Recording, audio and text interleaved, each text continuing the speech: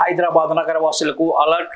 నగరంలో ప్రతిరోజు వేలాది మంది ప్రయాణికులకు గమ్యస్థానాలు చేరవేస్తున్న హైదరాబాద్ మెట్రో రైలు ప్రయాణ ఛార్జీలు త్వరలో పెరగనున్నాయి. ఛార్జీలను పెంచుతున్నట్లు హైదరాబాద్ మెట్రో రైలు సంస్థ ఒక ప్రకటన ద్వారా తెలిపింది. సవరించిన నూతన ఛార్జీలు ఈ నెల 17వ తేదీ నుంచి అమల్లోకి వస్తాయని స్పష్టం చేసింది. హైదరాబాద్ మెట్రో ప్రస్తుతం కనీస ఛార్జీ ₹10 ఉండగా దాన్ని ₹12కి పెంచారు.